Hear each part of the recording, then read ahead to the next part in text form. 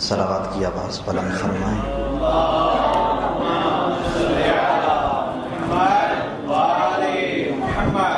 برائے تاجیل ظہور قائم آل محمد صلوات۔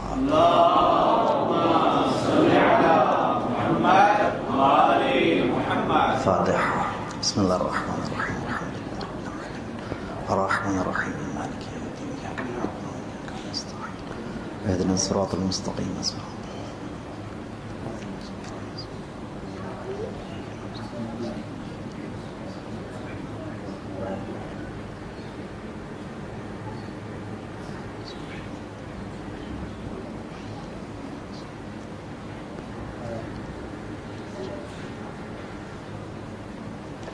اللہم صلی علی محمد وعلی محمد۔ مجلس ذاتی قبولیت کے لیے بآواز بلند صلوات۔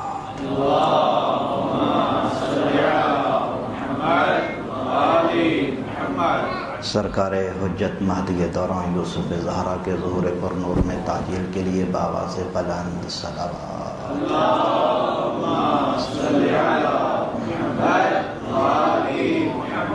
اس مجلس اعظم میں یا جہاں کہیں بھی مجلس اعضاء برپا ہو رہی ہے، تمام ماتمداران حسین، سوگواران حسین کی حفاظت کے لیے بآواز بلند صلوات۔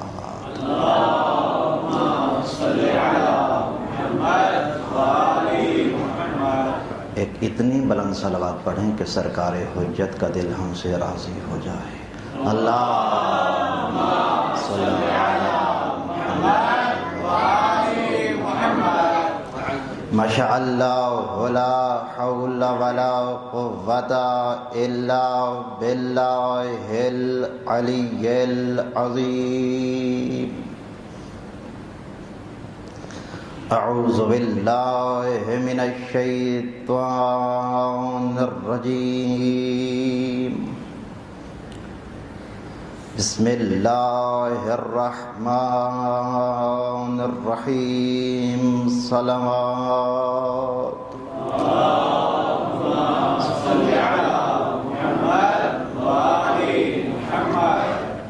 الحمد للہ الذی لا الہ الا هو الملک الحق المبین، والصلاة والسلام على اشرف الانبیاء والمرسلین، وشفیع المذنبین وانیس الغریبین ورحمت للعالمین، وعلى أخيه ووزيره وعيبة علمه وناصر رسالته أمير المؤمنين، وعلى ابنته وبضعته وروحه سيدة نساء العالمين۔ صلوات کی آواز بلند فرمائیں۔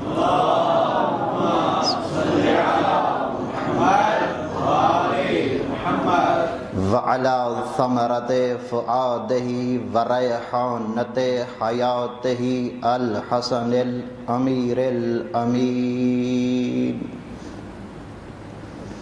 وعلى سبطه الذي هو سيد الشهداء الأولين والآخرين،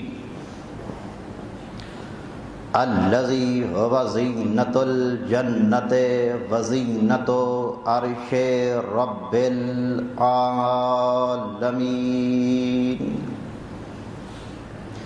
وآلہ المنتجبین المنتخبین المکرمین، وہداة المہدیین المعصومین المطہرین،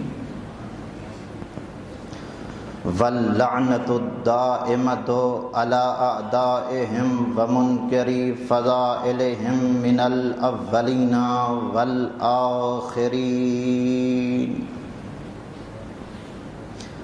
اما بعد فقد قال رب العالمین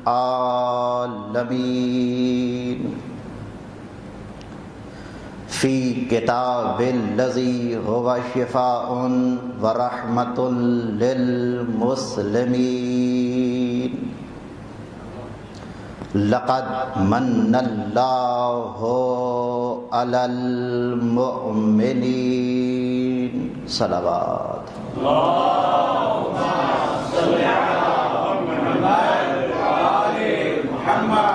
دعا ہے کہ محمد و اہل بیت محمد کا خالق ہماری اس کلیسی عبادت کو اپنی بارگاہ مقدسہ میں شرف قبولیت عطا فرمائے۔ بار الہ تیری بارگاہ مقدسہ میں دعا ہے کہ جناب علی اصغر کے صدقے میں ایک چھوٹا بچہ مریض ہے، اسے شفاء کلی عطا فرما۔ بار الہ جتنے احباب بھی اپنے دلوں میں شرعی حاجات رکھتے ہیں، تمام کی تمام تر شرعی حاجات کو پورا فرما، پریشانیوں کو دور فرما، بیماروں کو شفاء کلی عطا فرما۔ ہمارے آقا و مولا یوسف زہرا کے ظہور پر نور میں تاجیل فرما۔ تمام تر دعاؤں کی قبولیت و استجابت کے لیے بآواز بلند صلوات۔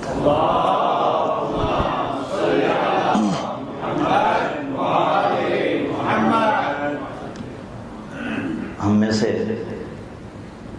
ہر صاحب ایمان اور ہر مسلمان اسی کوشش میں رہتا ہے کہ اپنی زندگی کا ہر عمل، ہر فعل، ہر قول قربتاً الی اللہ انجام دے۔ انسان کی یہ زندگی میں توجہ رہتی ہے کہ میں نماز پڑھوں تو قربتاً اللہ، میں عزاداری سید الشہداء مناؤں تو قربتاً اللہ، میں ماتم کروں تو قربتاً اللہ، میں مجلس عزا کرواؤں یا سنوں تو قربتاً اللہ۔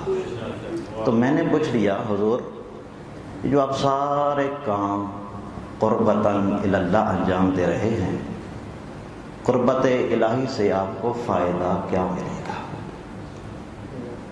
تو جواب ملا کہ نجات کے لیے سب سے بڑا معیار اور سب سے بڑا میزان قربت الہی ہے۔ اگر آپ نجات چاہتے ہیں تو قربت الہی کے بغیر نجات ممکن نہیں۔ تو پھر میں نے کہا کہ آج کی مجلس کے آغاز میں کاشف نقوی ایک ایسا عمل بھی بتانا چاہ رہا ہے کہ جب آپ اس عمل پہ عمل کر لیں گے تو پھر آپ کو اللہ کے قریب جانے کی ضرورت نہیں، اللہ خود آپ کے قریب آ جائے گا۔ توجہ فرمائیے گا، ایسا عمل کیا ہو سکتا ہے کہ انسان عمل کرے، انسان کو اللہ کے قریب جانے کی ضرورت نہ پڑے بلکہ اللہ خود بندے سے قریب ہو جائے۔ اور یہ عمل میں نے نہیں بیان کیا، ذات مصطفیٰ نے نہیں بیان کیا، یہ اسی اللہ نے بیان کیا ہے کہ جس کی ہم قربت چاہتے ہیں۔ ارشاد حضرت اہدیت ہوا، یا موسیٰ اترید ان اکون اقرب الیک من لسانک الی کلامک۔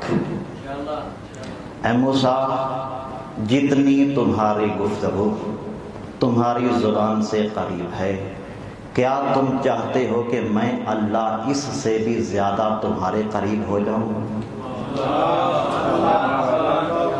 وَمِن وَسْوَاسِ قَلْبِكَ إِلَىٰ قَلْبِكَ۔ موسیٰ، جتنے تمہارے دل کے خیالات تمہارے دل سے قریب ہیں، کیا تم چاہتے ہو کہ میں اللہ اس سے بھی زیادہ تمہارے قریب ہو جاؤں؟ وَمِن رُوحِكَ إِلَىٰ بَدَنِكَ۔ اے موسیٰ، جتنی تمہاری روح تمہارے بدن سے قریب ہے، کیا تم چاہتے ہو کہ میں اللہ اس سے بھی زیادہ تمہارے قریب ہو جاؤں؟ وَمِن نُورِ بَصَرِكَ إِلَىٰ بَصَرِكَ۔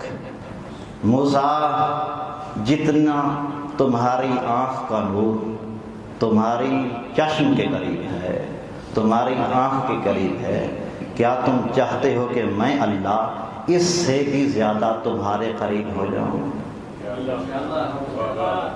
روایت کہتی ہے فقال علیہ السلام نعم یا رب، تو حضرت کلیم اللہ نے بارگاہ احدیت میں عرض کی، ہاں میرا پروردگار، میں تو یہی چاہتا ہوں کہ جتنی میری گفتگو میری زبان سے قریب، جتنا میری روح میرے بدن کے قریب، جتنے میرے خیالات دل سے قریب، جتنا میری آنکھ کا نور میری آنکھ کے قریب ہے، اس سے بھی زیادہ میں چاہتا ہوں کہ تو میرے قریب آ جا۔ تو اللہ تعالیٰ کی ذات نے یہ نہیں فرمایا موسیٰ میں نے سابقہ انبیاء پہ صحیفے نازل کیے ہیں وہ پڑھا کرو، نہیں فرمایا۔ یہ نہیں فرمایا موسیٰ میں نے تورات نازل کی ہے، تورات کی کثرت سے تلاوت کیا کرو، یہ بھی نہیں فرمایا، بلکہ قال اللہ عز وجل یا موسیٰ فَأَقْثِرِ الصَّلَاةَ عَلَى حَبِيبِ محمد، اے موسیٰ کثرت کے ساتھ میرے محبوب محمد پہ صلوات پڑھا کرو، میں اللہ خود تمہارے قریب آ جاؤں گا۔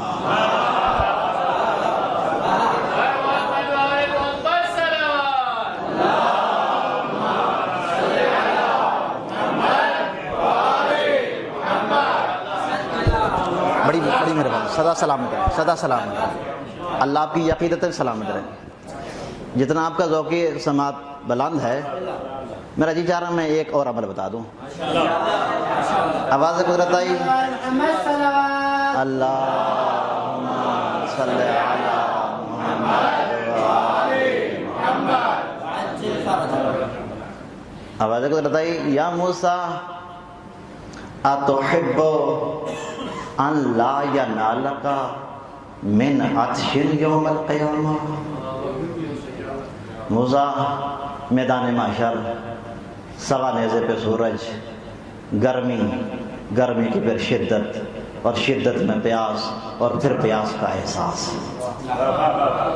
موسیٰ میدان محشر میں کیا تم چاہتے ہو کہ اس دن تمہیں پیاس کا احساس بھی نہ ہو؟ موسیٰ تمہیں پیاس کا احساس بھی نہ ہو؟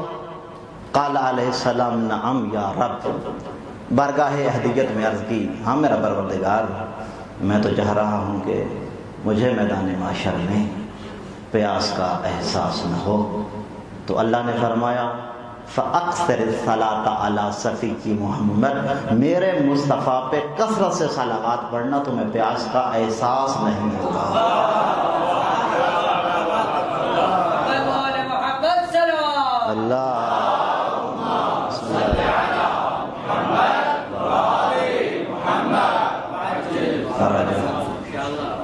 سبھی محترم سماعتیں بیدار رکھیے گا، انشاءاللہ آج آپ کی گفتگو نفیس سماعتوں کے حوالے کرنے لگا ہوں کہ اللہ تعالیٰ کی ذات نے انسان پہ بڑے احسان فرمائے، عدم کی تاریکیوں سے نکال کر نور وجود عطا فرما دیا۔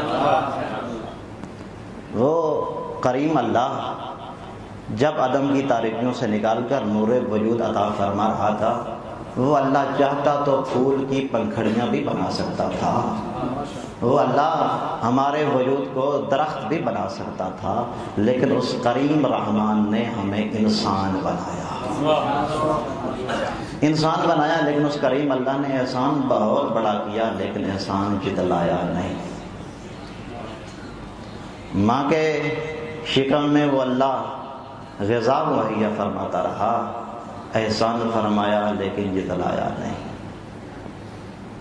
اس کریم اللہ نے اور احسان فرمائے لیکن جتلایا نہیں، لیکن جب انسان اس دنیا میں آیا تو اللہ تعالیٰ کی ذات نے اس انسان کو 14 کے محب کے گھر میں جو بھیجا، محب آگے بڑھا، اس نے دائیں کان میں آذان، بائیں کان میں اقامت کہی، جیسے اقامت کہی مؤذن نے پڑھا اللہ اکبر، اللہ نے احسان کیا جتلایا نہیں، مؤذن نے پھر کہا اللہ اکبر، احسان کیا جتلایا نہیں، پھر کہا اللہ اکبر، احسان کیا جتلایا نہیں، پھر کہا اللہ اکبر، احسان کیا جتلایا نہیں۔ لیکن جب مؤذن نے کہا نا اشہد ان محمد رسول اللہ، تو اللہ نے فرمایا انسان میرا اب یہ احسان نہ بھولنا کہ میں نے تیری ہدایت کے لیے اپنا محبوب مصطفیٰ بھیجا ہے۔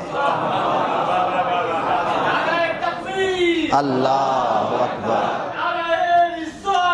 یا رسول اللہ یا اللہم صلی علی محمد۔ اچھا، اگرچہ آپ برادران کو زحمت ہوگی لیکن آگے تھوڑا سا تشریف لے گا، پیچھے سے اشارہ ہو رہا ہے کہ یہاں جگہ فارغ پڑیے، تشریف لیں ایک مرتبہ ہی تاکہ بار رہا مرتبہ آپ بھی زحمت فرمائیے کہ صلوات کی آواز بلند فرمائیے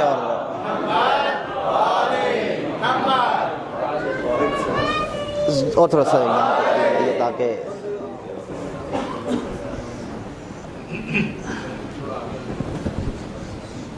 یہاں جگہ فارغ پڑیے، یہ تشریف لائیے۔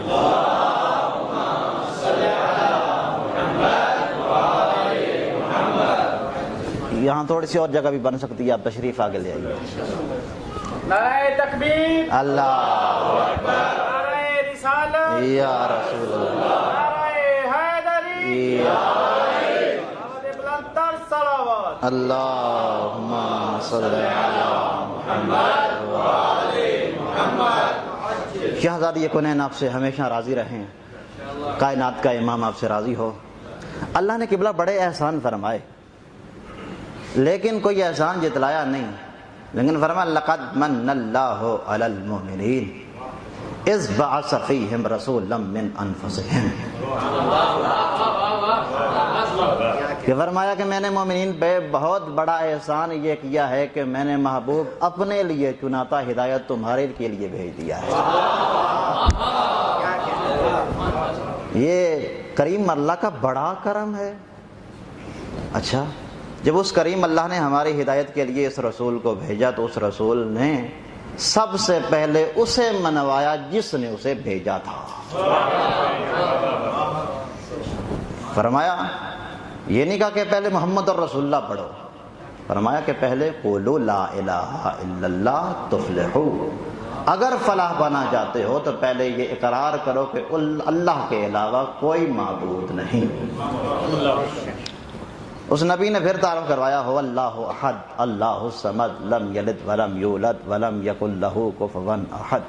وہ ذات احد ہے، وہ ذات بے نیاز ہے، وہ ذات وحدہ لا شریک ہے، اس ذات کا نہ کوئی بیٹا ہے، نہ اس کا کوئی باپ ہے، نہ اس کا کوئی شریک ہے، وہ اکیلا ہے، وہ ہمسر نہیں رکھتا۔ اس ذات کا تعارف کرواتے کرواتے پھر مصطفیٰ نے جب تعارف ختم کیا تو مرتضیٰ نے تعارف فرمایا، مرتضیٰ کے بعد پھر حسن مجتبیٰ نے تعارف کروایا، حسن مجتبیٰ کے بعد نواب کربلا نے تعارف کروایا، نواب کربلا کے بعد سجاد آل محمد نے تعارف کروایا، سرکار سجاد آل محمد کے بعد سرکار باقر العلوم نے اسی ذات وحدت کا تعارف کروایا، سرکار باقر العلوم کے بعد سرکار صادق آل محمد نے رئیس فقہ جعفریہ نے تعارف کروا دیا، پھر سرکار قاظم آل محمد نے تعارف کروایا، پھر عالم آل محمد مولا رضا علیہ السلام نے تعارف فرمایا۔ سرکار مولا رضا علیہ السلام نے جو سرکار وحدت کا ذات وحدت کا تعارف فرمایا ہے، ایک جملہ میں عرض کرنا چاہوں گا آج۔ سرکار کا جملہ سنیے گا اور پھر اتنا بولیے گا کہ پتہ چلے کہ موحدین سے خطاب ہو رہا ہے۔ سرکار مولا رضا علیہ السلام قبلہ یہ وہ ہستی ہے کہ جو 14 میں عالم ہے، عالم آل محمد سرکار امام رضا علیہ السلام۔ مولا رضا علیہ السلام فرماتے ہیں من شبہہ بخلقہ فہو مشرک۔ توجہ فرمائیے گا، مولا رضا فرماتے ہیں کہ جس بندے نے اللہ تعالی کی ذات کو مخلوقات میں سے کسی مخلوق کے ساتھ تشبیہ دی، مخلوق میں سے کسی مخلوق کو اللہ کی شبیہ سمجھا، سمجھو وہ بندہ رضا کی زبان میں مشرک ہے۔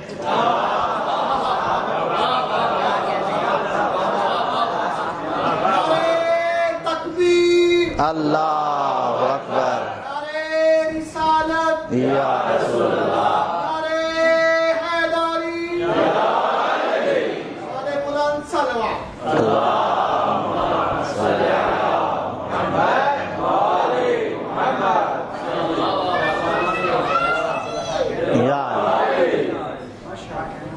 کیا فرمایا؟ کہ جس نے اللہ کی شبیہ کا عقیدہ رکھا وہ بدنام مشرک ہے۔ پھر فرمایا من قال بالجبر والشبہ فی الدنیا والآخرہ، جس نے یہ عقیدہ رکھا کہ جبر کا عقیدہ رکھا یا یہ عقیدہ رکھا کہ ذات مصطفیٰ اللہ کی شبیہ ہے، ذات مرضیٰ اللہ کی شبیہ ہے، پانچوں میں سے کوئی ہستی یا کائنات میں کوئی ہستی اللہ کی شبیہ ہے، مولا رضا علیہ الصلوۃ والسلام فرماتے ہیں دنیا میں اور آخرت میں اس بندے کا 14 کے ساتھ کوئی تعلق نہیں۔ نحن منہم برا فی الدنیا والآخرہ، ہم اس سے بری ہیں دنیا اور آخرت میں۔ قبلہ اللہ کی ذات کی کوئی شبیہ نہیں ہے۔ دو فرامین آپ کی سماعتوں کے حوالے کر چکا ہوں، کیا نتیجہ نکلا کہ اللہ کی ذات کی کوئی شبیہ، ذرا اونچا بولیے ذرا، اللہ تعالیٰ کی ذات کی کوئی شبیہ نہیں ہے۔ لیکن قبلہ یہ بات بھی یاد رکھیے گا اور یہ بات بھی یاد رکھیے گا اس اللہ نے اپنی ذات کے علاوہ باقی شبیہوں کا احترام کرنے کو حرام بھی قرار نہیں دیا۔ توجہ فرمائیے گا، اللہ تعالیٰ کی ذات کی تو کوئی شبیہ نہیں ہے، لیکن اس اللہ نے لا شریک اور لا شبیہ ہوتے ہوئے اپنے محبوب مصطفیٰ کی 11 شبیہیں بنائی ہیں۔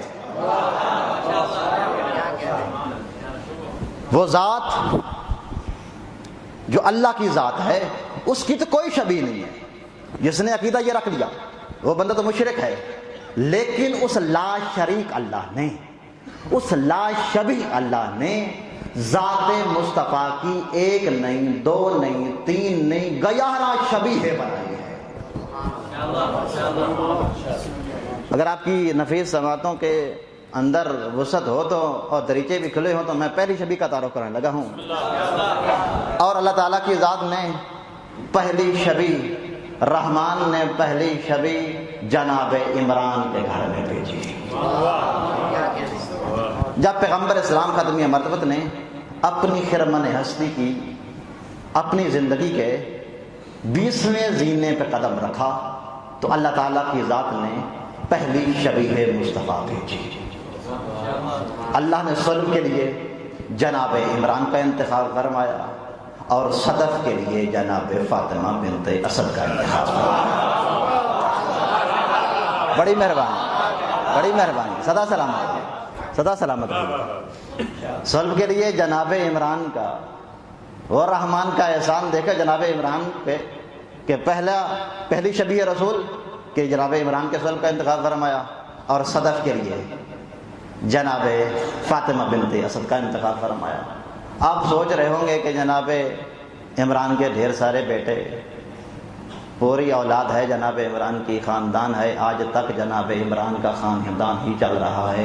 اگر عمران کا خاندان نہ ہوتا کائنات نہ ہوتی۔ آج کل لوگ پوچھتے ہیں کہ اگر امام زمانہ نہ ہوتے تو کیا ہوتا؟ میں نے کہا کچھ بھی نہ ہوتا۔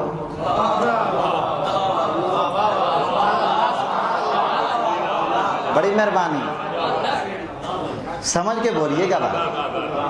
اگر مولا نہ ہوتے تو کیا ہوتا؟ میں نے کہا کچھ بھی نہ ہوتا۔ کہ پہلی شبیہ بھیجی جناب عمران کے گھر میں، کون شبیہ؟ حضرت ابو عبداللہ الخطیب المقدام والسخی البطعام والجواد الشعشاع خطیب العارفین مزیف المساقین مہاجر الہجرتین مصلی القبلتین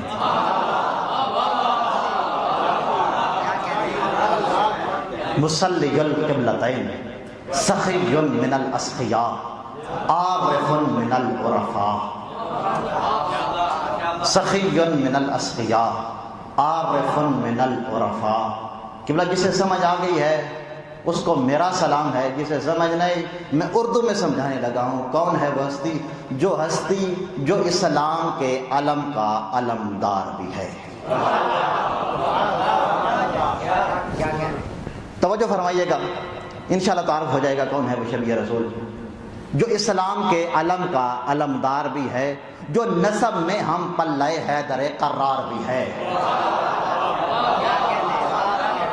چوتھے چوتھے مصرے تک میرے ساتھ دیجیے گا، اور زبان وہ بولے گی جس زبان پہ علی ابن ابی طالب کے دروازے کی مہر لگی ہوگی، علی ابن ابی طالب کے بھائی کا تعارف کرنے لگو۔ کون ہے وہ ہستی جو اسلام کے علم کا علمدار بھی ہے، جو نسب میں ہم پلہ حیدر قرار بھی ہے؟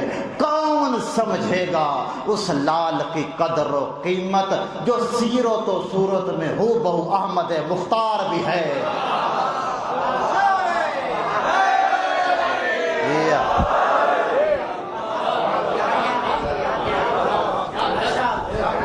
جو سیرت و صورت میں ہو بہو احمد مختار بھی ہے۔ میں پڑھتا ہوں نماز، شکریہ اللہ کا ادا کرتا ہوں، رکھتا ہوں روزہ، شکریہ اللہ کا ادا کرتا ہوں۔ ذرا دیکھیے گا اس ہستی کا قد کتنا بلند ہے، خدا نے جس کا کیا شکریہ ادا۔ پھر سنیے گا، خدا نے جس کا کیا شکریہ ادا وہ اتنا بڑا صاحب کردار بھی ہے، جو اسلام کے علم کا علمدار بھی ہے، جو نسب میں ہم پلہ حیدر قرار بھی ہے۔ کون سمجھے گا اس لال کی قدر و قیمت جو سیرت و صورت میں ہو بہو احمد مختار بھی ہے؟ کون ہے وہ ہستی خدا نے جس کا کیا شکریہ ادا، وہ اتنا بڑا صاحب کردار بھی ہے، ہٹے نہیں رزم سے پیچھے قدم جس کے، وہ قرار سے پہلے حیدر قرار بھی ہے۔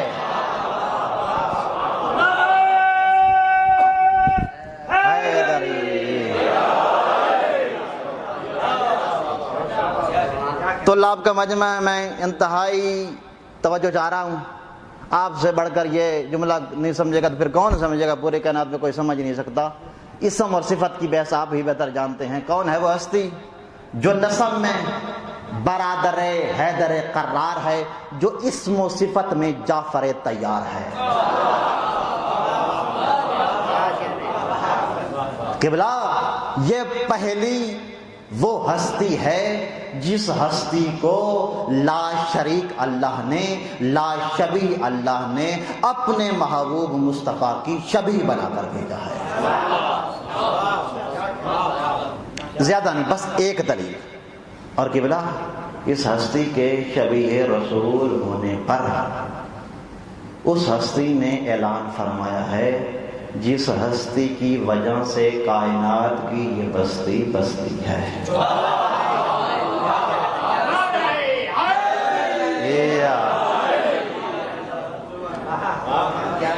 جس ہستی کی زبان پہ خداوند عالم کی ذات نے اپنی وحی کے پہرے بٹھائے تھے، اس نبی نے خود اعلان فرمائی ہستی میری شبیہ ہے۔ کہاں، کب، کیسے؟ بس یہ تعارف سنیے، دوسری شبیہ اور 2 جملے میں سمجھ کے۔ جب پیغمبر اسلام کو اللہ تعالیٰ کی ذات نے ہدایت کے لیے بھیجا تو پیغمبر اسلام نے ہدایت شروع کر دی، تو عربستان کے ایسے انسانوں کو پیغمبر نے قرآن و حکمت کی تعلیم سے آراستہ فرمایا جو اس سے پہلے ضلالت و جہالت کے گھٹاٹو اندھیروں میں غرق تھے۔ تو پیغمبر اسلام کی تبلیغ کا یہ اثر ہوا کہ کافی سارے لوگوں کے دلوں کی دہلیز پہ علم اسلام لہرانے لگا۔ تو اس وقت وہ لب جو شراب کی نجاست سے لبریز رہتے تھے وہ کلمہ طیبہ کی شراب طہورہ سے لبریز ہونے لگے، خود سے ناآشنا لوگ خدا شناسا ہونے لگے، اور بت پرستی کی افکار اسلام کی طرف ہجرت کرنے لگی۔ تو اس وقت پیغمبر اسلام نے جب یہ کام شروع کیا تو پھر کفر کی بستی نابودیت کے سمندر میں ڈوبتی نظر آئی۔ تو پھر کفر نے ایک چال چلی کہ نو مسلم لوگوں کو مختلف تکلیفیں، مختلف آزمائشوں میں مبتلا کرنے لگے۔ قبلہ یہ کفر کی پرانی عادت ہے کہ جب قرآن و حکمت کا جواب عقل و خرد سے نہیں دے سکتے تو ظلم کرنے پہ اتر آتے ہیں۔ جب عقل و خرد سے نہیں دے سکتے تو ظلم کرنے پہ اتر آتے ہیں، برود استعمال کرنے کو ہنر سمجھتے ہیں۔ در حالانکہ ان عقل کے اندھوں کو یہ علم نہیں ہے کہ برود سے جان جاتی ہے، محبت کل ایمان نہیں جاتی۔ اللہ اکبر، نعرہ رسالت یا رسول اللہ، نعرہ حیدری، نبی خدا ختم الانبیاء، بلند ترین صلوات۔ اللہم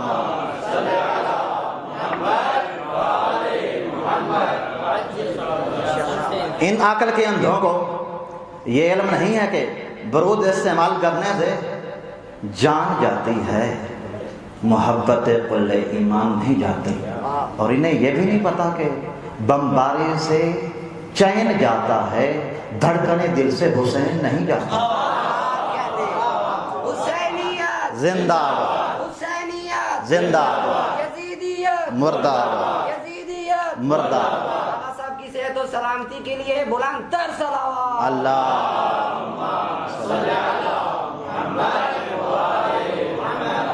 تمام آزاداران امام حسین کی صحت و سلامتی کے لیے باواز بلند صلوات۔ اللہم صلی علی محمد و آل محمد۔ تو پیغمبر اسلام نے انہی حالات میں اس قافلے کو حبشہ کی طرف روانہ کرنے کا حکم دیا۔ بڑا مختصر کر دیا میں نے مضمون کو۔ تو پیغمبر اسلام نے اس قافلے کے کاررواں کے لیے، میر کاررواں کے لیے جناب جعفر طیار کا انتخاب فرمایا۔ تاریخ طبری کے مطابق اور ہماری کتب کے مطابق با اختلاف روایت 82 یا 83 مرد تھے اور 13 مستورات تھیں۔ جناب جعفر طیار کی میت میں جناب جعفر طیار کے اہل و عیال نے مکہ سے حبشہ کی طرف ہجرت فرمائی ہے۔ پیغمبر اسلام نے فرمایا تھا وہاں کا جو بادشاہ ہے وہ نیک ہے، وہ اچھا ہے، وہ صالح ہے، تم ان کے پاس چلے جاؤ، وہ تم پہ ظلم نہیں کرے گا۔ جناب جعفر طیار کا یہ پورا قافلہ وہاں پہنچا، اور جناب جعفر طیار کی تبلیغ کا یہ اثر ہوا کہ وہاں کا بادشاہ مسلمان ہو گیا۔ کفر اور کفار کی بستی میں علم اسلام لہرانے لگا۔ تو جناب جعفر طیار نے بڑی تبلیغ فرمائی۔ جناب جعفر طیار کے القابات میں سے ایک لقب ہے المہاجر الہجرتین۔ یہ پہلی ہجرت ہے مکہ سے حبشہ کی طرف۔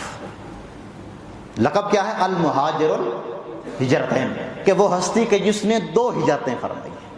دوسری ہجرت کب، کیسے، کہاں فرمائی؟ دوسری ہجرت جناب جعفر طیار نے پھر حبشہ سے مدینہ کی طرف فرمائی ہے۔ پیغمبر اسلام بھی اس وقت مکہ سے ہجرت کر کے مدینہ چلے گئے تھے، اور جناب جعفر طیار حبشہ سے مدینہ کی طرف ہجرت فرمائی۔ جناب جعفر طیار اپنا قافلہ لے کر مدینہ کے قریب اس دن پہنچے۔ توجہ فرمائیے گا، جملہ سمجھے گا پھر۔ اس دن مدینہ کے قریب پہنچے جب جناب جعفر طیار کے بھائی حیدر قرار کی کلائی کے زور پہ خیبر فتح ہوا۔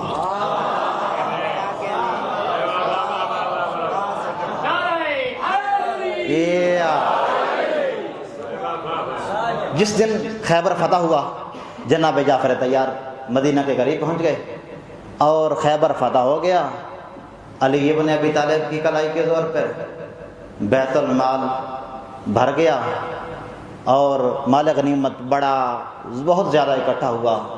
عرب کے اور عمر کے، توجہ کرنا جملے پہ پھر سمجھے گی، عرب کے اور عمر بھر کے بھوکے مسلمانوں نے جی بھر کے کھانا کھایا۔ کاشف نقوی کے پاس الفاظ ہی ہوتے ہیں، باقی میرے پاس اتنا زور نہیں ہے، بس یہی جملہ سمجھیے گا کہ عرب کے اور عمر بھر کے بھوکے مسلمانوں نے جی بھر کے کھانا کھایا۔ چلو اگلا جملہ انشاءاللہ سمجھ آئے گا کہ اتنا زیادہ مال خیبر کے بعد 9 مسلم لوگوں نے سمیٹا کہ عرب کے انٹرنیشنل بھکاری اپنے غلاموں سے غنی کہلانے لگے۔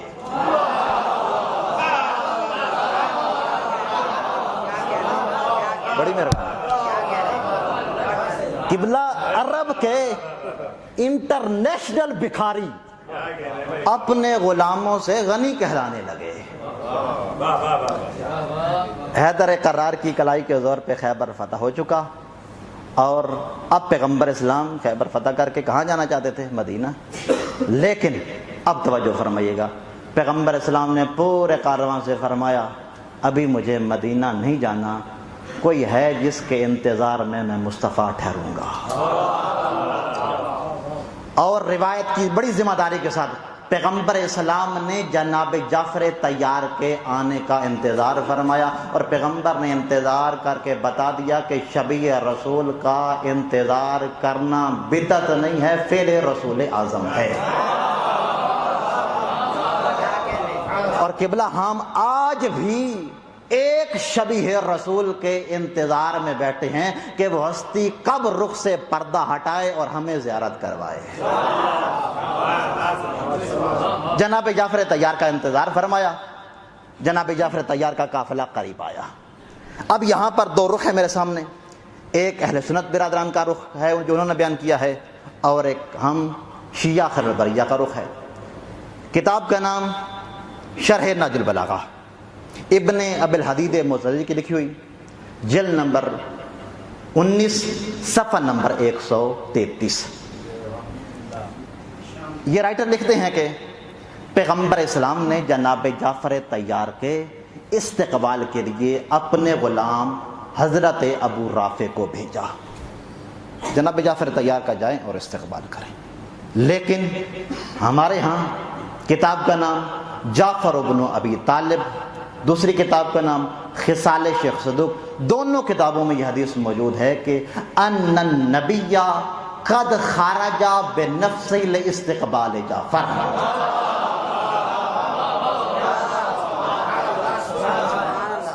کہ پیغمبر اسلام ختمیہ مرتبت رسول دو جہاں سید القونین مالک جنت بے نفس نفیس جناب جعفر طیار کے استقبال کے لیے گئے۔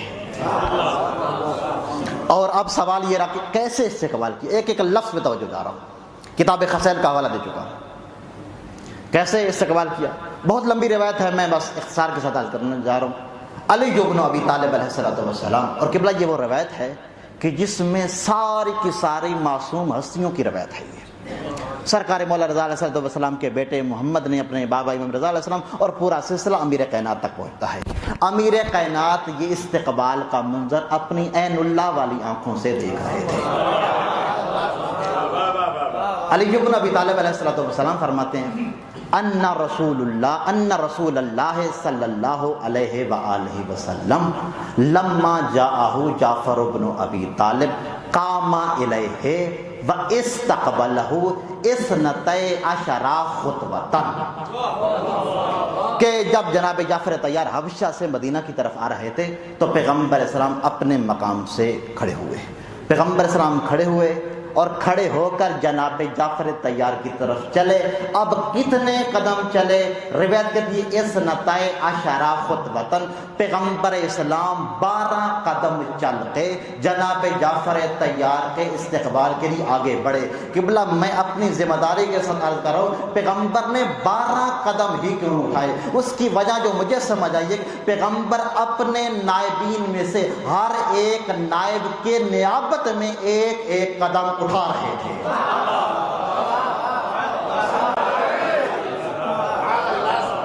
یہ نہ سمجھیے گا فقط رسول استقبال کر رہے ہیں، بلکہ سمجھے رسول کے 12 بیٹے بھی استقبال کر رہے ہیں۔ استقبال فرمایا، استقبال فرمانے کے بعد روایت کہتی ہے پیغمبر آگے بڑھے، وَقَبَّلَ بَيْنَ عَيْنَيْهِ، پیغمبر نے اپنے یاقوتی لبوں سے جناب جعفر طیار کی جبین حسین کا بوسہ لیا۔ جبین حسین کا بوسہ لے کر پیغمبر اسلام نے ایک جملہ فرمایا۔ جملہ عرض کرنے سے پہلے 1 منٹ کی تمہید کہ بلا پوری زندگی پیغمبر اسلام کی جتنا آپ مطالعہ کر سکتے ہیں مطالعہ کریں، پیغمبر اسلام کی پوری زندگی میں میں نے نہیں پڑھا کہ پیغمبر اسلام کو کسی مقام پہ بھی تردد ہوا ہو، کسی مقام پہ بھی پیغمبر اسلام کو تردد ہوا، ڈائریکٹ فیصلہ کر دیا، کیونکہ یہ وہ نبی ہے کہ جو وہی بولتا ہے جو وہی بولتی ہے۔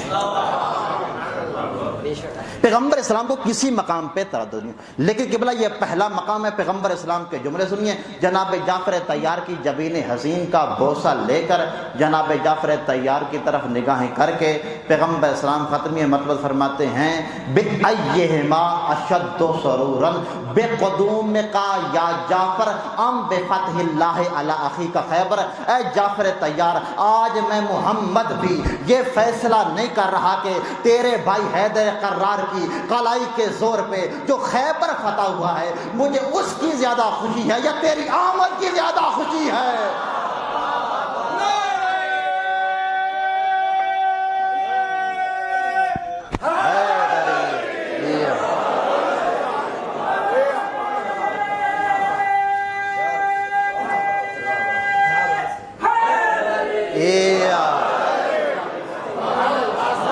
بڑی مہربانی، سدا سلامت رہے، سدا سلامت رہے۔ جتنی آپ کی خوبصورت سماعتیں میں جملہ انتہائی خوبصورت کہنا چاہ رہا ہوں، قبلہ کائنات عالم نے جس کی خوشی کا فیصلہ خود رسول بھی نہ کر سکیں اس خوش نصیب کو جعفر طیار کہتے ہیں۔ پیغمبر اسلام آگے بڑھے، جناب جعفر طیار کی جبین حسین کا بوسہ لیا، اور اس مقام پہ پیغمبر اسلام نے جناب جعفر طیار کو 2 تمغے عطا فرمائے ہیں، 2 تحفے عطا فرمائے ہیں۔ پہلا تحفہ، جو حضرات صاحبان حاجات بیٹھے ہیں انتہائی توجہ فرمائیے گا، پہلی جو چیز جناب جعفر طیار کو پیغمبر اسلام نے عطا فرمائی وہ نماز جعفر طیار ہے۔ پیغمبر اسلام نے اس مقام پہ جناب جعفر طیار کو، جو آج قضاء حوائج کے لیے مشکلات کے حل کے لیے نماز جو پڑھی جاتی ہے جناب جعفر طیار کے نام سے موسوم ہے، وہ حضرت محمد مصطفیٰ احمد مجتبیٰ نے اس مقام پہ عطا فرمائی۔ پہلا تحفہ کہ جناب جعفر طیار کو نماز جناب جعفر طیار عطا فرمائی، اور دوسرا تحفہ کائنات اس تحفے کی قیمت نہیں بن سکتی، پیغمبر اسلام ختم مرتبہ نے جناب جعفر طیار کو اور قریب بلایا۔ روایت کہتی ہے آنقہو، جناب جعفر طیار کو گلے لگایا، گلے لگا کر وقبلا بین عینیہ، اور جناب جعفر طیار کی پیشانی کا بوسہ لیا، اور اس مقام پہ پیغمبر اسلام نے اس شبیہ رسول کا تعارف کرواتے ہوئے فرمایا تھا یا جعفر اشبہتا خلقی و خلقی، اے جعفر طیار پوری کائنات میں مجھ محمد کی تم شبیہ ہو، اخلاق میں بھی اور خلقت میں بھی۔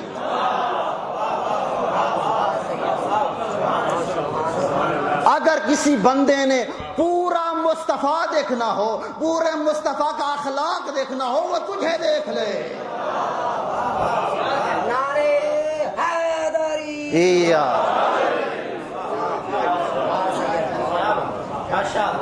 سدا سلامت رہیں۔ بس ایک جھلک اسی شبیہ رسول کی، اور اہل سنت کی بہت زیادہ روایات ہیں، میں بس اختصار کے ساتھ آدھی روایت آج کرنے لگا ہوں کہ اتنے زیادہ جناب جعفر طیار مشابہ رسول تھے کہ بعض مسلمان چلتے ہوئے جناب جعفر طیار کو دیکھتے اور پیغمبر اسلام کو دیکھتے تو فرق نہیں کر پاتے تھے کہ احمد مجتبیٰ کون ہے اور جناب جعفر طیار کون ہے، اللہ کا نبی کون ہے اور اللہ کا ولی کون ہے۔ ایک اور جھلک، جناب جعفر طیار برسرے بازار سے جا رہے تھے، برلب صحرا میں تھے کہیں، تو ایک بندہ قریب سے گزرا، وہ بندہ گزر کے جانا چاہتا تھا، رکنا نہیں چاہتا تھا، لیکن اس نے ایک مرتبہ دیکھا آپ کی شخصیت نے اسے رکنے پہ مجبور کر دیا۔ جیسے رکا، ایک لفظ کی ضمانت ہے کہ جیسے رکا اس نے سب سے پہلے جناب جعفر طیار کی جبین حسین کو دیکھا، پھر زلف عنبرین کو دیکھا، پھر ریش مبارک کو دیکھا، پھر سینہ اسرار خزینہ کو دیکھا، پھر دبیز قلائیوں کو دیکھا، پھر ہاتھوں کو دیکھا، پھر انگلیوں کو دیکھا، پھر سر کو دیکھا، پھر سر سے لے کر پاؤں تک دیکھا، پھر پاؤں سے لے کر سر تک دیکھا۔ پوری ہستی کا مطالعہ کر کے یہ شخص کہتا ہے السلام علیکہ یا رسول اللہ۔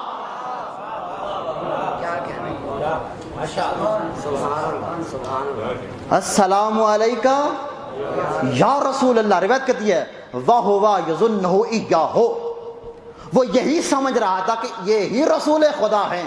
جناب جعفر طیار کی امانت میں میرے سلام ہو، دیانت میں میرے سلام ہو۔ جناب جعفر طیار مڑے اور مڑ کے فرماتے لست برسول اللہ، انا جعفر، میں اللہ کا رسول نہیں ہوں، میں تو غلام رسول ہوں۔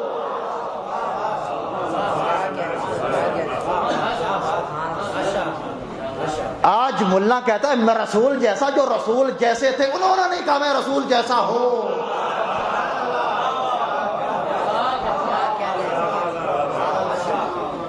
اس سے زیادہ بدبختی پہ کیا دلیل ہوگی کہ جو رسول جیسے تھے انہوں نے کبھی نہیں کہا ہم رسول جیسے ہیں۔ یہ پہلی شبیہ رسول ہے جناب جعفر طیار۔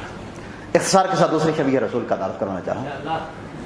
دوسری شبیہ رسول کو اللہ تعالیٰ کی ذات نے دنیا میں بھیجنے کے لیے کاشف اسرار جلی آقا حسین ابن علی کے صلب کا انتخاب فرمایا،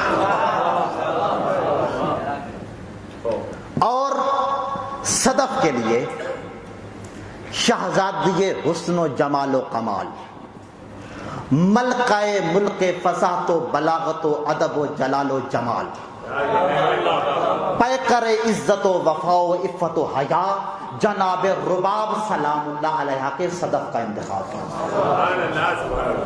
گفتگو اگرچہ نہیں ہے لیکن مجھے ضرور کرنی ہے۔ صلب کے لیے کاشف اسرار جلی آقا حسین ابن علی کا انتخاب فرمایا، اور صدف کے لیے جناب رباب سلام اللہ علیہ کا انتخاب فرمایا۔ اور وہ ہستی کون ہے؟ حضرت باب الحوائج حضرت علی اصغر علیہ السلام۔ میں مصحف نہیں پڑھ رہا، دو جملے بس فضائل کے اور پھر انشاءاللہ مصحف پہ آ رہا ہوں۔ کون ہے یہ ہستی کہ بلا پوری زندگی میں کچھ بندہ ہے کہ یہ بات یاد رکھیے گا، کہیں بھی کسی مقام پہ بھی نہ جناب علی اصغر کے ذکر کو اصغر سمجھیے اور نہ ہی جناب علی اصغر کے توسل کو اصغر سمجھیے، کیونکہ اصغر اصغر ہونے سے پہلے علی ہے۔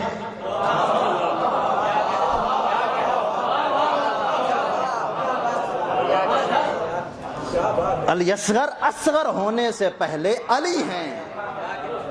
کتنی عظیم ہستی کہ جو شان میں اور اپنے فضائل میں علی ہے اور نام میں بھی علی ہے، لیکن سر سے لے کر پاؤں تک اور پاؤں سے لے کر سر تک مصطفیٰ ہے، شبیہ رسول ہے یہ ہستی۔ کتنا بڑا مقام ہے جناب علی اصغر کا، بس دو جملے فضائل کے۔ کون درک کر سکتا ہے؟ ہمارے علماء میں سے بہت بڑا نام ہے آیت اللہ العظمی شیخ محمد حسین اصفہانی، جن کی قبر مبارک حرم امیر المومنین میں موجود ہے، سید مصطفیٰ خمینی کی قبر کے ساتھ میں۔ قبلہ ان کی ایک کتاب ہے انوار القدسیہ، بس دو جملے ان کی جناب علی اصغر کی شان کے پڑھنا چاہ رہا ہوں۔ وہ فرماتے ہیں کون ہے یہ ہستی؟ فَإِنَّهُ رَضِيعُ مَهْدِ الْإِسْمَةِ، فَإِنَّهُ رَضِيعُ مَهْدِ الْإِسْمَةِ غَزَّتْهُ بِالْحِكْمَةِ مِنْ صَدْيِ الرَّحْمَةِ۔ فرماتے ہیں کہ جب بچہ دنیا پہ آتا ہے نا تو پھر بچہ ماں کی آغوش میں پلتا ہے، یہ جھولے میں پلتا ہے۔ علی اصغر تیرے کیا کہنے، تو عصمت و طہارت کے گہوارے میں پلتا رہا۔ جب بچہ پیدا ہوتا ہے، شیرخوار ہوتا ہے، تو اس کی غذا کیا ہوتی ہے؟ ماں کا دودھ ہوتا ہے۔ اصغر تیرے کیا کہنے، غزت ہو بالحکمت من صدی الرحمہ، رحمت کے سر چشمے سے جو حکمت و دانائی کا کھانا تناول کرتا رہا، اسے علی اصغر کہتے ہیں۔ اور انتہائی خوبصورت جملہ حوالہ میں دے چکا ہوں، جا کر دیکھ لیجئے گا۔ علامہ اصفہانی فرماتے ہیں کہ جملہ میں نے کہہ دیا ہے لیکن میں نے جناب علی اصغر کے فضائل کا حق ادا نہیں کیا۔ فرماتے ہیں جملہ سنیے گا اور پھر دل کرے تو پھر بولیے گا۔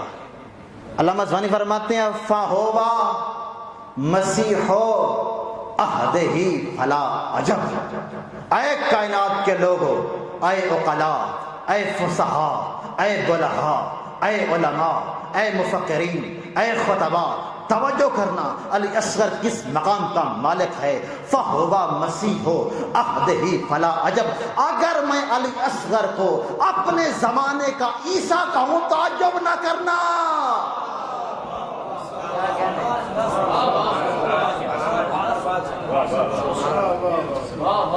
علی اصغر کو اپنے زمانے کا عیسیٰ کہوں تعجب نہ کرنا۔ دلیل دے رہا ہوں، بس ایک ہی دلیل، جناب عیسیٰ وہ تھے کہ جو مریضوں کو شفا دیتے تھے، علی اصغر وہ ہے جس نے اسلام کو شفا دے دیا۔ اگر جناب علی اصغر نہ ہوتے تو آج ہم تک اسلام نہ پہنچتا۔ جناب علی اصغر کا تقابل کیا ہے جناب عیسیٰ کے ساتھ۔ جناب عیسیٰ آج بھی موجود ہیں، جناب عیسیٰ جناب مریم کے بیٹے زندہ رہے، اسلام کی خدمت کرتے رہے، لیکن اسی اسلام کی خدمت کے لیے علی اصغر کو 3 بار ذبح ہونا پڑا ہے۔ اسلام کے لیے، قبلہ اسلام کے لیے ایک بار ذبح ہونا بڑے مشکل بات ہوتی ہے۔ کائنات کا وہ شہید ہے علی اصغر کہ جس کا سن بہت چھوٹا تھا، مصیبتیں بہت بڑی تھیں۔ عزاداروں، روایات میرے پیش نظر ہیں کہ جب آقا حسین کربلا کے میدان میں اکیلے رہ گئے نا، جب مولا عباس کربلا کے میدان میں فرات کے کنارے سو گئے، علی اکبر کے سینے میں برچھی لگ گئی، جوان مارے گئے، اصحاب مارے گئے۔ اب کربلا کے غریب نے استغاثے بلند کیے ہیں۔ پہلا استغاثہ بلند کیا، حل من ناصر یا رسول اللہ، ہے کوئی میری غریب کی مدد کرنے والا؟ عزاداروں، لاشیں تھیں لیکن کوئی جواب نہیں آیا۔ ممکن ہے اصحاب کی ارواح کی آواز ہو، مولا ذرا ایک مرتبہ ہماری الواح پلٹا، ہم دشمنوں کو بتائیں گے حسین اکیلا نہیں رہ گیا۔ غریب کو کوئی آواز نہیں آئی۔ دوسرا استغاثہ بلند کیا، حل من مغیث یغیثنا، کوئی ہے حسین کی آواز پہ لبیک کہنے والا؟ کوئی آواز نہیں آئی ہے۔ عزادارو مجھے معاف کر دینا، غریب کا تیسرا استغاثہ اتنا درد بھرا تھا، علی اصغر نے جھولے میں آرام نہیں کیا۔ غریب رو کے کہتا ہے، حال من ذابن یذب عن حرم رسول اللہ، کوئی ہے زہرا زادیوں کا پردہ بچانے والا؟ کوئی ہے میری زینب کا پردہ بچانے والا؟ عزادار و روایت کہتی ہے کہ یہ جملہ جناب علی اصغر نے سنا اور اپنے آپ کو جھولے سے گرایا۔ علی اصغر کا جھولے سے گرنا تھا، مستورات میں کہرام بپا ہو گیا، مستورات رونے لگی۔ آقا حسین کے کانوں تک جب صدائے استغاثہ پہنچی ہے نا، آقا حسین نے رونے کی آواز سنی، دوڑ کے کربلا کا غریب خیمے میں آیا، رو کے پوچھتے ہیں بہن زینب کوئی مستور مر گئی ہے؟ کہا بھیا مر کوئی نہیں گئی، جب سے آپ نے کہا نا کوئی ہے میری بہنوں کا پردہ بچانے والا، اصغر نے اپنے آپ کو جھولے سے زمین پہ گرا دیا۔ عزاداروں، بہت مشکل ہوتا ہے، ذرا سوچیے گا چھوٹی اولاد والوں کہ جب جس ماں کا بچہ کروٹ بدل دے نا، ماں تڑپ جاتی ہے، ذرباب کے جگر پہ کیا گزری ہوگی جب علی اصغر نے اپنے آپ کو جھولے سے زمین پہ گرایا ہوگا۔ رک فرمایا بھائی حسین قضیہ کوئی نہیں ہو گیا۔ علی اصغر جھولے میں آرام نہیں فرما رہے، بلا 3 دن کا پیاسا ہے علی اصغر۔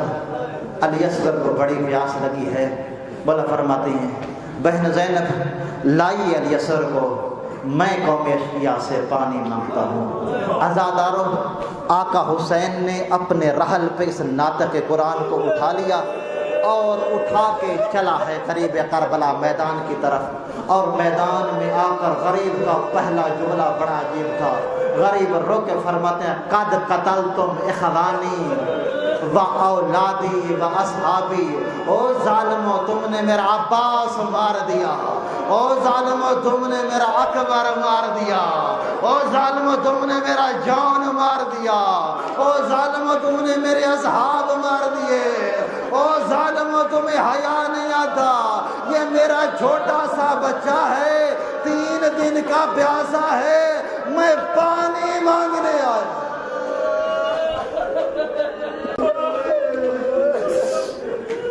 ازادار حوصلے سے سنتے آئیے، میں پانی مانگنے آیا ہوں۔ ازادار روایت کہتی ہے کہ آقا حسین دیکھتے ہیں، فرماتے ہیں اترون کیف یتلذذ من عطش، ظالموں دیکھتے نہیں کہ علی اصغر پہ تلذذ کی حالت طاری ہے۔ ازاداروں عربی زبان میں تلذذ سے کہا جاتا ہے، سمجھیے گا اور پھر جی بھر کر روئیے گا۔ مچھلی جب پانی سے نکلتی ہے نا، سب سے پہلے تڑپتی ہے، جب اس میں تڑپنے کی طاقت ختم ہو جائے پھر دائیں کروٹ بدلتی ہے، پھر بائیں کروٹ بدلتی ہے، جب کروٹیں بدلنے کی طاقت ختم ہو جائے پھر کبھی چھوٹا سا منہ کھولتی ہے پھر بند کر لیتی ہے۔ چوتھی کیفیت یہ کہ اگر منہ کھول لے تو بند نہیں کر سکتی۔ 7 محرم کو پانی بند ہو گیا، اصغر نے تڑپنا شروع کر دیا۔ 8 محرم کو علی اصغر کبھی دائیں کروٹ بدلتے تھے، کبھی بائیں کروٹ بدلتے تھے۔ 9 محرم کو اصغر کبھی منہ کھولتے تھے، کبھی بند کرتے تھے۔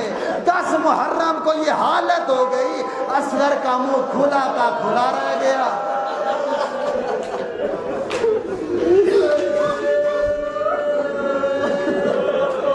ازادارو، حکیم قرات سے کسی نے پوچھا تھا، حکیم قرات اتنا تو بتاؤ، کسی شریف انسان کے لیے موت سے زیادہ سخت ترین مرحلہ کون سا ہوتا ہے؟ حکیم قرات نے کہا تھا کسی شریف انسان کے لیے موت سے بھی سخت ترین وہ مرحلہ ہوتا ہے جب کسی شریف انسان کو کسی کمینے کے سامنے سوال کرنا پڑے۔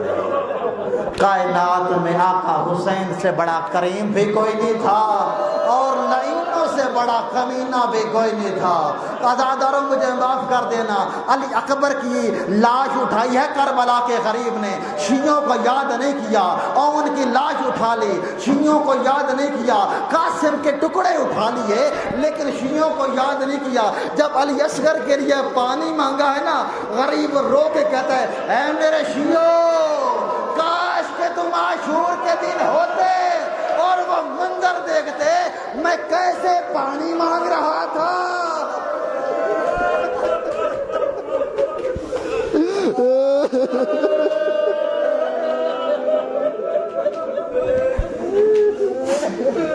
میں کس طرح پانی مانگ رہا تھا اور ظالم کس طرح جواب دے رہے تھے۔ عزاداروں، آقا حسین نے پانی مانگ لیا لیکن کیا لعینوں نے پانی دے دیا؟ ظالم کہتے ہیں غریب کے لیے بہت بڑا جملہ تھا، یہ دکھ بھرا جملہ تھا۔ لعین کہتے حسین تو نے پانی خود پینا ہے، نام بچے کا کرتا ہے۔ آقا حسین نے علی اصغر کے چہرے سے ابا کا دامن ہٹایا اور فرمایا بیٹا اصغر تو حجت خدا کا بیٹا ہے، ذرا خود پانی مانگ۔ عزادار و جناب علی اصغر نے اپنی ساری طاقت سمیٹ کر اپنی خشک زبان منہ سے نکال کر اپنے خشک ہونٹوں پہ پھیرنا شروع کر دی اور رو کے کہا ہوگا او ظالموں میں 3 دن کا پیاسا ہوں۔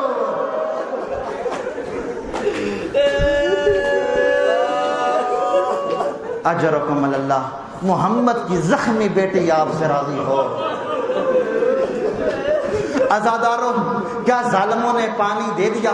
کچھ لعین کہتے ہیں پانی دے دو، کچھ کہتے ہیں پانی نہ دو۔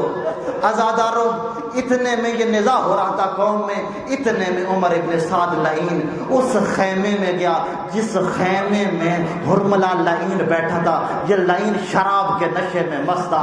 یہ ظالم کہتا ہے حرملہ جلدی کر، اٹھ اور تیر کمان میں رکھ۔ یہ کہتا ہے کیا ہو گیا ہے؟ یہ کہتا ہے ہم جنگ ہار رہے ہیں۔ یہ کہتا ہے کوئی جوان آ گیا ہے۔ یہ کہتا ہے جوان کوئی نہیں آیا، اصغر ایک نام کا بچہ ہے، اس نے پانی مانگ لیا ہے، ہم جنگ ہار رہے ہیں۔ یہ ظالم کہتا ہے میں کیا کروں؟ یہ کہتا ہے تیرے پاس جو تین تھے نا، ان تینوں تیروں میں سے ایک تیر نکال۔ یہ ظالم کہتا ہے ادھر سے کہتا ہے صحیح ہے، جو میرے پاس تیر ہے وہ جنگوں میں حیوانوں کو مارا جاتا،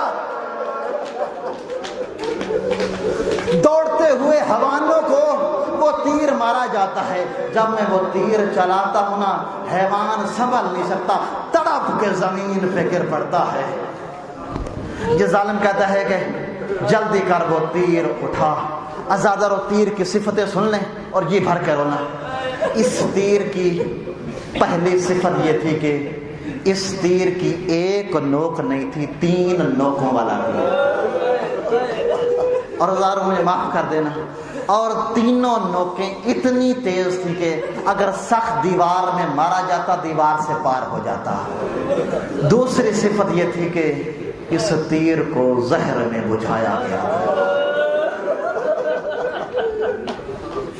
اس تیر کو زہر میں بجھایا گیا تھا۔ ازادر اس لعین نے وہ تیر اٹھایا۔ یہ ظالم کہتا ہے تجھے پتا نہیں کہ میں جو تیر اٹھا رہا ہوں، میں نے یہ تیر غازی عباس پہ چلایا تھا، اس جیسا تیر میں نے عباس پہ چلایا تھا، عباس گھوڑے کی زین پہ نہیں سنبھل سکے تھے۔ ادھر سے کہتا ہے 3 دن کا پیاسا بچہ ہے، ادھر سے میں اگر تیر چلاؤں گا علی اصغر مرنے سے پہلے مر جائے۔ ازادارو مجھے معاف کر دینا، اب روایت کے لفظ میں دہرانے لگا ہوں۔ اس ظالم نے تیر کو کمان میں رکھا، تیر کو کمان میں رکھ کے، اس ظالم پہ بھرپور جوانی تھی، تیر کو کمان میں رکھ کے اس نے پورے زور سے تیر کو کھینچا۔ تیر کو کھینچ کے یہ ظالم کہتا ہے کہ میں نے ارادہ کیا اب کہاں تیر چلاؤں، اچانک مجھے اصغر کی چمکتی ہوئی گردن نظر آئی۔ میں نے علی اصغر کی گردن کا نشانہ لے کر جب تیر چھوڑا ہے، فَذُبِحَ الْأُذُنُ مِنَ الْأُذُنِ، ایک کان سے دوسرے کان تک اصغر ذبح ہو کر رہ گیا۔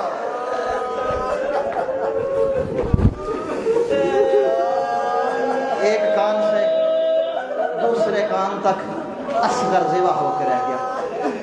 ازاداروں چھوٹی اولاد والے بیٹھے ہو، 6 ماہ کا جو بچہ ہوتا ہے اسے کتنے پانی کی ضرورت ہوتی ہے؟ یہ دیکھو، یہ میرے پاس پانی ہے،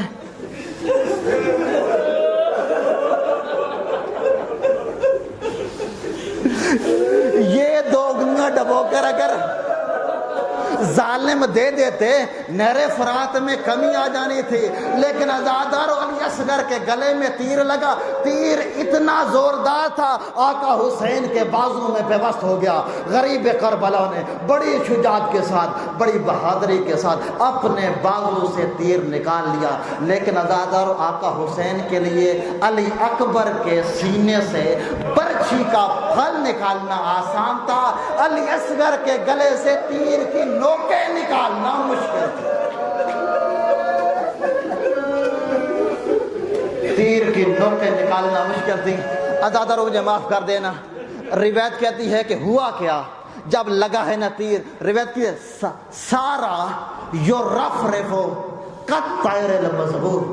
آپ نے کبھی ذبح ہوتے ہوئے پرندہ دیکھا ہوگا، جب پرندے کو ذبح کیا جاتا ہے نا پرندہ تڑپتا ہے۔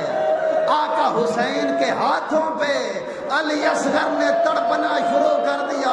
آقا حسین نے علی اصغر کا خون لیا، اپنی داڑھی سے حساب کیا، کہا میں اسی حالت میں نانا کے پاس جاؤں گا، کہوں گا نانا دیکھ تیرا اصغر کا خون ہے۔